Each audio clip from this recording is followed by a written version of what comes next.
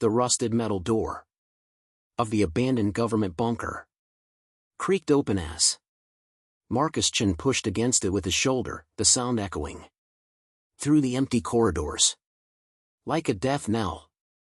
Behind him, Sarah Williams clutched her rifle tighter, her knuckles white against the black metal, while David Rodriguez swept his flashlight across the darkness ahead. The three survivors had been traveling together for weeks, following rumors of a safe zone that never materialized, when they stumbled upon this forgotten facility buried beneath the Colorado mountains. What they thought would be another dead end was about to become their most dangerous discovery yet.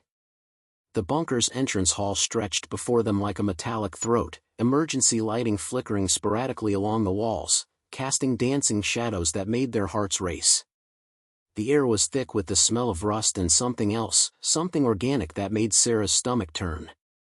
Marcus stepped forward first, his boots echoing against the concrete floor, each step deliberate and cautious. He had been a software engineer before the world ended, but 3 months of survival had hardened him into something else entirely. The scar running across his left cheek, courtesy of a zombie's claw, served as a constant reminder of how quickly things could go wrong. "This place gives me the creeps," Sarah whispered, her voice barely audible above the hum of the emergency generators somewhere deep within the facility. She had been a paramedic before the outbreak, saving lives in the back of ambulances, but now she found herself taking them instead. The weight of her medical bag felt heavier with each passing day, filled more with ammunition than bandages. David, their self-appointed leader and former Marine, raised his hand for silence as they approached the first junction in the corridor. The walls were lined with blast doors, each one sealed tight with electronic locks that flickered red in the dim light. Government seals and warning signs covered every surface, but what caught their attention was the message spray-painted in red across the main wall: "The truth is in the vault." They knew it was coming. The paint was still relatively fresh, maybe a few weeks old, and David's military training kicked in as he analyzed the scene. Someone had been here recently, someone who knew more than they were letting on about the outbreak that had turned America into a wasteland. As they ventured deeper into the bunker, the temperature dropped noticeably, and their breath began to form small clouds in the air. The facility was massive, clearly designed to house hundreds of people for extended periods. They passed through a cafeteria filled with overturned tables and chairs, the remnants of a hasty evacuation evident in the scattered papers and personal belongings left behind. Sarah picked up a family photo from the floor, a smiling couple with 2 young children, now probably all dead or worse. The reality of their situation hit her again like a physical blow, but she forced herself to keep moving. The first sign of real danger came when they reached the residential section. David's flashlight beam caught something moving in the shadows at the far end of the hallway, and all 3 of them froze. The shuffle-thump sound was unmistakable: zombies, and more than one. Marcus quickly counted at least 5 figures shambling toward them, their decomposing faces barely visible in the darkness. These weren't the fresh infected they had encountered in the cities, these were the old ones. The ones who had been trapped in here since the beginning, slowly decaying in the artificial environment of the bunker. "Back up," slowly, David commanded, his voice steady despite the adrenaline coursing through his veins. They had learned early on that sudden movements attracted the infected, and in the confines of the bunker, there was nowhere to run. The zombies moved with the mechanical persistence that had made them so dangerous, their bodies showing signs of advanced decomposition but their hunger still burning bright in their milky eyes.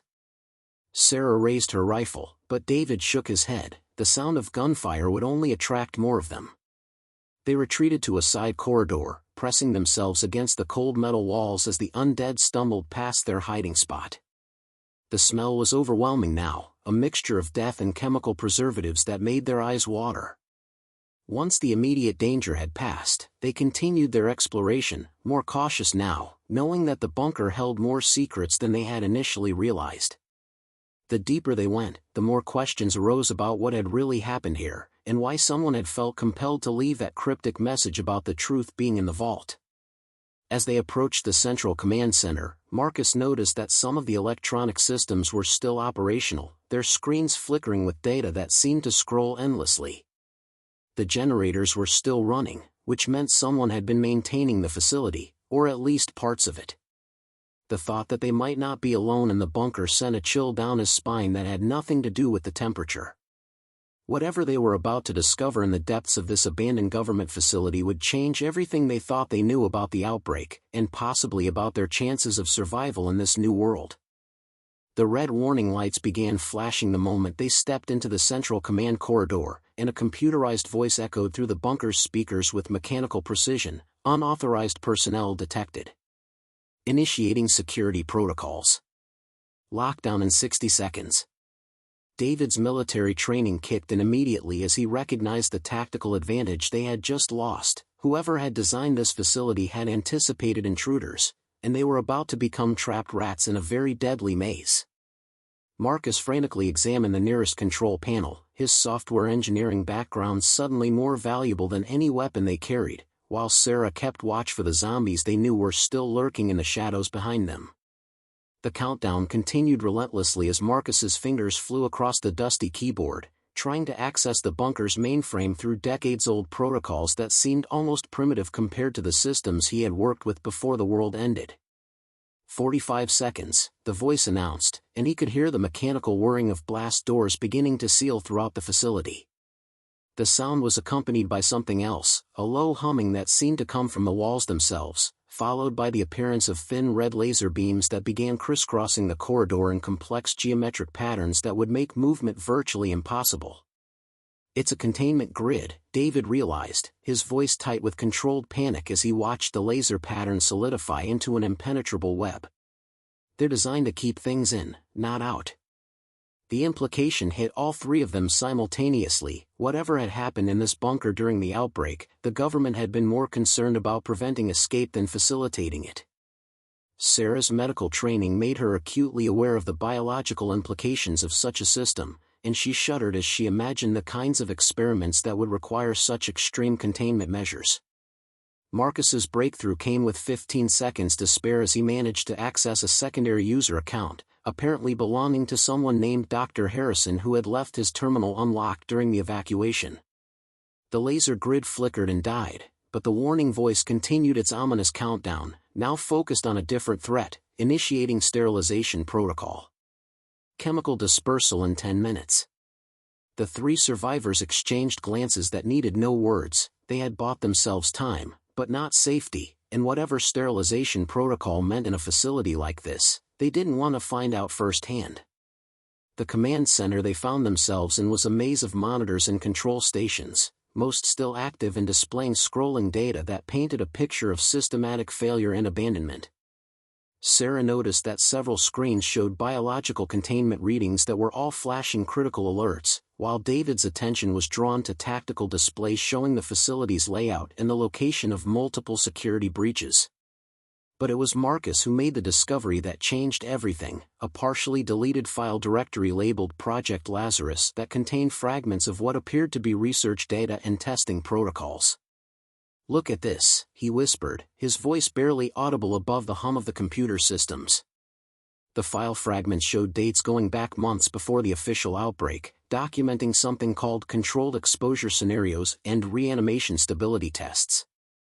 The implications were staggering. Not only had the government known about the zombie virus, they had been actively developing it, testing it, and apparently trying to weaponize it. One partially corrupted video file showed a laboratory setting where test subjects were being deliberately infected while researchers in hazmat suits took notes on the results. The sterilization protocol warning continued its countdown, now at 6 minutes, when they heard something that made their blood run cold: the sound of multiple zombies moving through the corridors, apparently agitated by the alarm systems and converging on their location. But these weren't the slow, shambling infected they had encountered earlier. The sounds suggested faster movement, more coordination, and Sarah's medical knowledge provided an unwelcome explanation. If they were experimenting with the virus, they might have created different strains, some that affect motor function differently.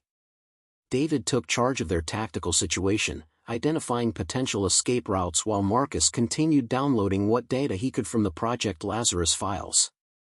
The information was fragmentary but disturbing: references to enhanced aggression protocols, accelerated decomposition studies, and most troubling of all, airborne transmission vectors. The scope of the government's involvement in creating the outbreak was becoming clear, but they were running out of time to process the implications as the sound of approaching infected grew louder and more numerous.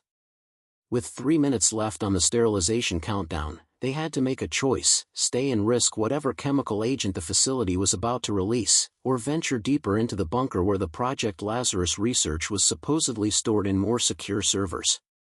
The decision was made for them when a pack of 6 zombies rounded the corner at the far end of the command center, moving with a disturbing fluidity that suggested these were not the typical infected they had learned to handle. These creatures retained more of their human coordination while still exhibiting the relentless hunger that made them so dangerous, and the survivors realized they were about to face an entirely new category of threat in the depths of this abandoned government facility. The emergency stairwell echoed with the metallic clang of their footsteps as the 3 survivors descended deeper into the bunker's bowels, the sterilization protocol's final countdown driving them toward the research levels they had hoped to avoid. Behind them, the enhanced zombies had proven frustratingly persistent, their improved coordination allowing them to navigate the facility's obstacles with an intelligence that made David's military experience feel inadequate. The chemical dispersal had begun 2 levels above them, and Marcus could hear the hiss of gas being released through the ventilation system, a sound that made his engineer's mind calculate exactly how long they had before the toxic cloud reached their current location. The research level's blast doors stood partially open, their electronic locks flickering between red and green as the facility's damaged systems struggled to maintain protocol. Sarah's medical training made her hyper-aware of the biohazard symbols that covered every surface down here, warnings in multiple languages that spoke of dangers far beyond anything they had encountered in the zombie-ravaged world above. The air itself felt different at this depth, thicker, more oppressive, and carrying an antiseptic smell that couldn't quite mask the underlying odor of decay and chemical preservatives that seemed to permeate everything in this forgotten laboratory complex. They found her in Lab 7. Behind a barricade of overturned laboratory benches and equipment lockers that had been ingeniously reinforced with steel cables and electronic locks. Dr. Elena Vasquez emerged from her makeshift fortress like a ghost, her lab coat stained with months of survival and her eyes holding the hollow look of someone who had seen too much truth. She was younger than Sarah had expected, probably in her early 30s, but her face bore the weight of knowledge that had aged her decades in the span of months. The automatic pistol in her hands never wavered as she studied the 3 newcomers, her scientist's mind clearly calculating whether they represented salvation or simply a different kind of threat. "You shouldn't be here," she said, her voice hoarse from months of disuse and the strain of maintaining her sanity in isolation. "The containment protocols exist for a reason, and if you've triggered the sterilization systems, then you've already compromised whatever safety this facility still maintained." Marcus noticed that her hands shook slightly as she spoke, not from fear but from the kind of exhaustion that came from carrying impossible burdens for too long. The laboratory behind her was a maze of sophisticated equipment, most of it still operational thanks to the bunker's independent power systems, and the data scrolling across multiple monitors told a story that none of them were prepared to hear. Dr. Vasquez had been part of the team that developed what they had called the Lazarus virus, a biological weapon designed to create controllable undead soldiers for military applications. The project had been compartmentalized across multiple facilities, with each team knowing only their piece of the larger puzzle, but Elena had been responsible for the neurological aspects of the virus, the part that determined how much of the host's consciousness remained after infection. Her research had shown that the virus could be modified to create different levels of cognitive function in the infected, from mindless drones to the enhanced zombies they had just encountered, creatures that retained tactical awareness while losing their humanity entirely. "We thought we were creating the perfect weapon," she explained, her voice barely above a whisper as she showed them the research data that had consumed her life for the past 2 years. Soldiers who couldn't be killed by conventional means, who felt no pain, no fear, no hesitation. But the virus was more adaptive than we anticipated. It began evolving on its own, finding ways to improve its transmission rates and survival mechanisms. The screens around them displayed genetic sequences that twisted and writhed like living things, documenting how the virus had essentially learned to rewrite itself to become more effective at spreading and more resistant to countermeasures. The outbreak hadn't been an accident, as the survivors had suspected, but it hadn't been intentional either. A security breach at the primary research facility had been covered up by officials who thought they could contain the spread through conventional military response, not understanding that they were dealing with something that adapted faster than human bureaucracy could react. Elena had been in this bunker when the first reports came in from the outside world, and she had watched through the facility's communication systems as city after city fell to the spreading infection, knowing that her work had contributed to the end of civilization as they knew it. The enhanced zombies they had encountered upstairs were part of a later variant of the virus, one that had been designed for urban warfare scenarios where the infected needed to retain enough intelligence to operate equipment and navigate complex environments. "They're not just mindless hunger anymore," Elena warned, her scientific objectivity unable to mask the horror in her voice. "They can plan, adapt, even use tools when necessary. The virus has essentially created a new species, one that's perfectly designed to hunt and convert the remaining human population." The implications were staggering. If these enhanced infected were spreading beyond the facility, then the survivors' chances of long-term survival had just dropped to nearly zero. As if summoned by their conversation, the sound of coordinated movement echoed through the laboratory complex, accompanied by what sounded disturbingly like communication between the enhanced zombies, low, guttural sounds that seemed to carry meaning and purpose, suggesting that their evolution was accelerating even faster than Elena's research had predicted. The vault door stood before them like a monument to government paranoia, its reinforced steel surface scarred with blast marks and what appeared to be claw marks from desperate attempts at entry. Dr. Elena Vasquez worked the combination lock with practiced precision, her fingers moving across the mechanical dials with the muscle memory of someone who had accessed this chamber countless times during her months of isolation. The enhanced zombies had retreated after their brief communication display, but their absence felt more ominous than their presence. Elena explained that the newer variants sometimes exhibited hunting behaviors, disappearing only to return with larger groups and better strategies for dealing with obstacles. The massive door swung open with a pneumatic hiss, revealing a chamber that felt more like a cathedral than a storage facility. The walls were lined with servers humming with data, their LED indicators creating a constellation of lights in the dimly lit space. But it was the central display that drew their attention, a wall-mounted screen showing a map of the United States dotted with red zones that had grown progressively larger over the months since the outbreak began. Sarah realized with growing horror that the red zones weren't just marking infected areas, they were tracking the spread of different virus variants, each one labeled with designations like Lazarus Alpha, Lazarus Beta, and most disturbing of all, Lazarus Omega, which seemed to be spreading faster than any of the others. Marcus approached the main terminal, his software engineering background making him the logical choice to navigate the complex data systems that Elena had been unable to fully access during her isolation. What he found in the classified databases made his blood run cold: video conference recordings between government officials, military commanders, and corporate executives, all discussing the outbreak with a clinical detachment that suggested they had been planning for this scenario long before the first zombie appeared. The timestamps showed that these meetings had been taking place for weeks before the public became aware of any crisis, and the participants were discussing not containment strategies, but evacuation protocols for select personnel and their families. "Project Sanctuary," Elena whispered, reading over Marcus's shoulder as he scrolled through the classified files.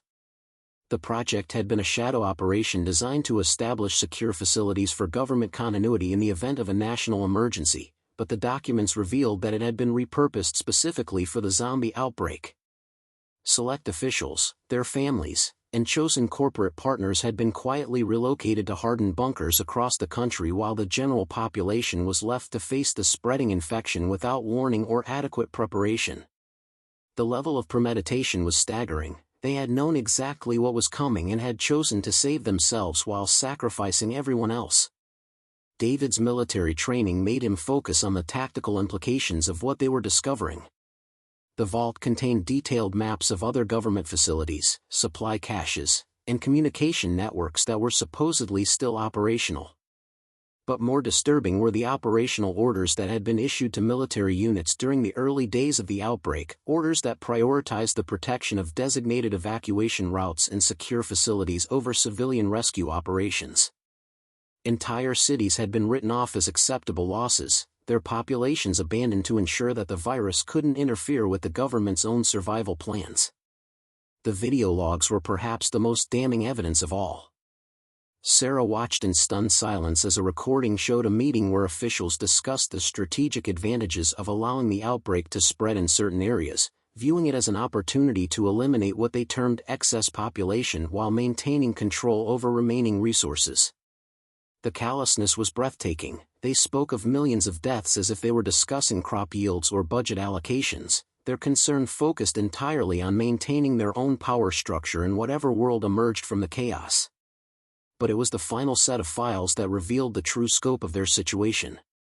The Lazarus virus had been developed not as a single biological weapon, but as a platform for multiple variants that could be deployed for different strategic purposes. The enhanced zombies they had encountered were just one strain, others had been designed for specific environments or targets. Urban variants that could navigate complex cityscapes, rural variants optimized for wilderness survival, and most terrifying of all, an airborne variant that could spread through normal respiratory transmission, turning the infection process from a bite-dependent vector to something as contagious as the common cold. Elena's face went pale as she read about Lazarus Omega, the airborne variant that the documents suggested was already in limited deployment. "If this is accurate," she said, her voice barely steady, "then the bite transmission we've been avoiding isn't the primary vector anymore. The virus has evolved to the point where simple proximity to infected individuals could be enough to spread it." The implications were staggering. Every survivor community they had encountered, every safe zone they had heard rumors about, could be compromised without anyone realizing it until it was too late. The Vault's communication system suddenly crackled to life, and a voice they didn't recognize began speaking with urgent desperation. "This is Dr. Catherine Morrison at Facility 7. If anyone is receiving this transmission, you need to know that the Omega variant has breached containment. The airborne strain is spreading faster than our models predicted, and we've lost contact with Facilities 2, 4, and 9. The timeline has been accelerated. I repeat, the timeline has been accelerated. They're implementing the final phase ahead of schedule." The communication center hummed with activity as Dr. Catherine Morrison's desperate transmission continued to loop through the facility's speakers, her voice growing more frantic with each repetition as she described the collapse of the government's remaining strongholds. Marcus worked frantically to establish a two-way connection, his engineering skills pushed to their limits as he navigated the bunker's complex communication array while Elena provided technical support based on her intimate knowledge of the facility's systems. David maintained watch at the entrance, his military instincts screaming warnings about the unnatural silence that had settled over the bunker since they had entered the vault, while Sarah studied the medical data about the Omega variant with growing alarm. When Marcus finally established contact, the voice that responded was barely recognizable as human. Dr. Morrison had been trapped in her facility for days, watching through security cameras as the airborne strain spread through her supposedly secure bunker, turning her colleagues into something far worse than the typical zombies they had learned to fear. "The Omega variant doesn't just reanimate the dead," she explained, her words punctuated by the sound of something pounding against her laboratory door. "It rewrites the living. The infected retain their intelligence, their memories, their personalities, but their motivations become completely alien. They're still human enough to use weapons, to plan, to communicate, but they're driven by something that has nothing to do with hunger or survival." The implications were staggering, and Elena's scientific mind reeled as she processed the information. The government's biological weapon had evolved beyond their wildest projections, creating not just undead soldiers but something that could best be described as a new form of life entirely. The infected retained enough of their human capabilities to operate complex equipment, but their goals had shifted to something that seemed focused on conversion rather than destruction. They weren't trying to kill the remaining human population, they were trying to assimilate it into something else entirely. Dr. Morrison's transmission revealed the locations of 17 other government facilities that had been part of the original Project Sanctuary network, but her reports suggested that most of them had already fallen to various strains of the Lazarus virus. The few that remained operational were facing imminent collapse, their defenses inadequate against enemies that could think and adapt faster than human military doctrine could counter. But more disturbing were her references to the final phase, a contingency plan that had been built into the project from the beginning, designed to activate when the biological weapon program became uncontrollable. They always knew this might happen, Morrison continued, her voice growing weaker as whatever was trying to breach her laboratory grew more persistent. The virus was designed with multiple fail-safes, but they were never meant to stop the outbreak. They were meant to ensure that certain populations would survive while others would be eliminated. The final phase isn't about containing the virus, it's about directing it towards specific targets while protecting designated survivors. The chilling revelation painted a picture of a government that had planned not just for the apocalypse, but for the selective survival of chosen individuals and the elimination of everyone else. Elena's face went pale as she accessed additional files that supported Morrison's claims. The biological weapon had been designed with genetic markers that would affect different populations at different rates, essentially creating a tool for selective genocide disguised as a military defense system. The airborne Omega variant was the culmination of this research, capable of spreading rapidly through dense populations while leaving certain genetic profiles largely unaffected. The government had essentially created a weapon that could reshape the demographics of the entire planet according to their preferences. The communication system crackled with interference as Dr. Morrison's transmission became increasingly desperate. She was describing the final coordinates of survivor communities that had been identified by the government network, locations where people were gathering in sufficient numbers to potentially rebuild civilization. But her warning was clear: these communities were being targeted by the final phase, not for rescue but for elimination. The government's plan was to allow the virus to eliminate the majority of the human population while they waited in their secure bunkers, emerging only when the world had been sufficiently cleansed to meet their vision of the future. As Marcus copied the crucial data about survivor locations and the final phase protocols, the bunker's power systems began to fluctuate, and the sound of coordinated movement echoed through the corridors above them. Elena's monitoring equipment showed that the enhanced zombies had been gathering in larger numbers, their behavior suggesting that they were preparing for a coordinated assault on the communication center. But more troubling was the detection of airborne viral particles in the facility's atmosphere, indicating that the Omega variant had somehow infiltrated even this supposedly secure location. Dr. Morrison's final transmission cut off abruptly, replaced by a sound that none of them wanted to interpret, the rhythmic pounding of what sounded like dozens of coordinated entities trying to break through reinforced barriers. The silence that followed was more terrifying than any scream could have been, and the survivors realized that they were not just racing against time to escape the bunker, but against the possibility that the airborne variant was already beginning to affect their own cognitive functions. The final phase was not something that would happen in the future, it was already beginning, and they were witnessing the last moments of human civilization as they had known it. The bunker's emergency lighting flickered and died as the main power grid finally succumbed to the systematic failures that had been cascading through the facility's systems for hours. In the sudden darkness, illuminated only by the glow of handheld flashlights and the eerie phosphorescence of the emergency exit signs, the four survivors, Marcus, Sarah, David, and Dr. Elena Vasquez, made their final preparations for an escape that would either save them or doom them to become part of the very horror they had been documenting. The crucial evidence they had gathered was compressed into a single encrypted drive that Marcus had jury-rigged from the bunker's communication systems, containing everything from the Project Lazarus research files to the coordinates of survivor communities that were now targeted for elimination. The sound of coordinated movement above them had grown into something resembling a military operation, with the enhanced zombies apparently organizing themselves into tactical units that were systematically breaching the bunker's remaining security barriers. Elena's portable monitoring equipment showed that the airborne Omega variant had reached critical concentration levels throughout most of the facility, and she had begun to notice subtle changes in her own cognitive patterns that suggested the virus was already beginning to affect her neurological functions. The others showed similar symptoms: moments of confusion, brief lapses in memory, and most disturbing of all, occasional thoughts that seemed to come from somewhere else entirely.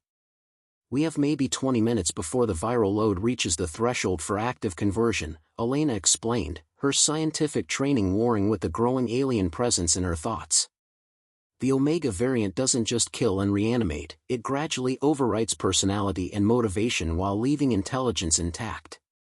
We'll still be ourselves, but we'll want different things, prioritize different goals. The implications were terrifying, especially since they could already feel the subtle changes beginning to take hold, making them question whether their desire to escape was their own or something the virus was encouraging for its own purposes. The route to the surface was a nightmare of obstacles that seemed designed to test every survival skill they had developed during their months in the post-apocalyptic world. The enhanced zombies had apparently learned to use the bunker's security systems against them, sealing certain corridors while leaving others open in patterns that suggested they were being herded towards specific locations. David's military experience proved invaluable as he identified the tactical manipulation, but even his training hadn't prepared him for enemies that could think and plan with human intelligence while being driven by entirely inhuman motivations. They fought their way through 3 separate encounters with the enhanced infected, each battle revealing new capabilities that the virus had granted its hosts. These weren't the shambling corpses they had learned to handle in the outside world, but coordinated teams that used weapons, communicated through complex signals, and demonstrated problem-solving abilities that made them more dangerous than any human opponent. But more disturbing was the realization that the infected seemed to be trying to capture rather than kill them. Their attacks focused on incapacitation rather than destruction, as if they wanted to preserve the survivors for some specific purpose. The final barrier between them and the surface was a massive security door that had been damaged during the facility's initial evacuation, its electronic locks fused in a partially open position that would require them to crawl through a gap barely wide enough for a human body.